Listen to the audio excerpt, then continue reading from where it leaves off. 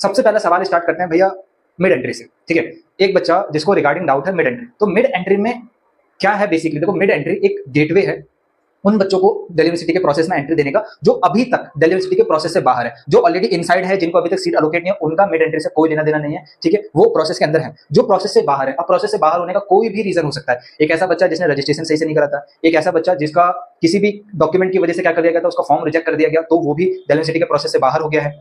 एक ऐसा बच्चा जिसने दिल्ली यूनिवर्सिटी की सीट तो मिली लेकिन उसने एक्सेप्ट नहीं करी, तो भी क्या कर दिया गया, उसको दिल्ली यूनिवर्सिटी के प्रोसेस से बाहर निकाल दिया गया। एक ऐसा बच्चा जिसको सीट मिली, फर्दर अपग्रेडेशन करा, अपग्रेड वाली सीट उसको मिली नहीं, वो पेमेंट नहीं कर पाया या एक्सेप्ट नहीं कर पाया या उसको चाहिए नहीं थी, वो भी क्या करा गया, अब दिल्ली यूनिवर्सिटी के एडमिशन प्रोसेस से बाहर है। तो ये 4 तरीके के बच्चे हैं, इनको मिड एंट्री में मौका दिया जाता है। अब मिड एंट्री का स्पॉट राउंड से कोई लेना देना नहीं है, मिड एंट्री का नॉर्मल राउंड से कोई लेना देना नहीं है। मिड एंट्री बस इन बच्चों को एक एंट्री दिलाता है और वो कभी भी हो सकता है। Generally mid entry spot round जब चालू होता है तब ओपन करी जाती है ताकि ये बच्चे वापस आए, 100 रुपए फीस जमा करें, 100 रुपए फीस लगती है, दोबारा रजिस्ट्रेशन करने के लिए रजिस्टर करें और इस बार अपना जो कैटेगरी गलत था तो उसको एज जनरल या ठीक करा के वो अपलोड करे। जिन लोगों ने रजिस्ट्रेशन नहीं करा था अभी तक दिल्ली यूनिवर्सिटी के सीएसएस प्रोसेस से, वो रजिस्ट्रेशन कर पाए ताकि वो क्या कर पाए, ये दोबारा गलती ना हो पाए। तो मिड एंट्री मौका देती है। अब मिड एंट्री में बोल रहा हूं स्पॉट राउंड के करीब ओपन होती है, लेकिन अभी उम्मीद ये लग रही है कि जो थर्ड राउंड होगा उसी में मिड एंट्री ओपन करी जाएगी।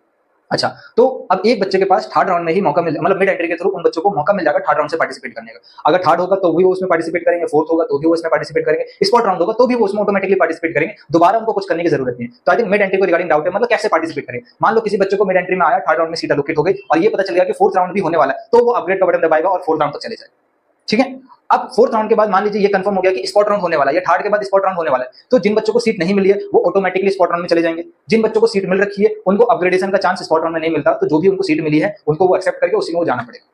ठीक है, कुछ भी हो जाए। स्पॉट में कैसे वो बच्चे जा सकते हैं जिनको ऑलरेडी सीट मिल रखी है, तो आपके लिए एक कंडीशन है, आपको जो सीट मिली है चाहे थर्ड में मिली हो चाहे फोर्थ में मिली हो, अभी फोर्थ की क्लियरिटी नहीं है, अगर आप फिर भी चाहते हैं कि आप स्पॉट में जाओ तो पहले जो अभी सीट मिली है ना उससे नाम कटवाना पड़ता है। उसके बाद स्पॉट में जाने के लिए दोबारा एक और बार मिड एंट्री का दरवाजा खोला जाएगा, फिर 100 रुपए वापस दोगे और फिर मिड एंट्री में तुम मिड एंट्री के थ्रू स्पॉट राउंड में जाओगे, जहां पे उन बच्चों को मौका दिया जाता है जिनको अभी तक कोई सीट अलोकेट नहीं हुई है।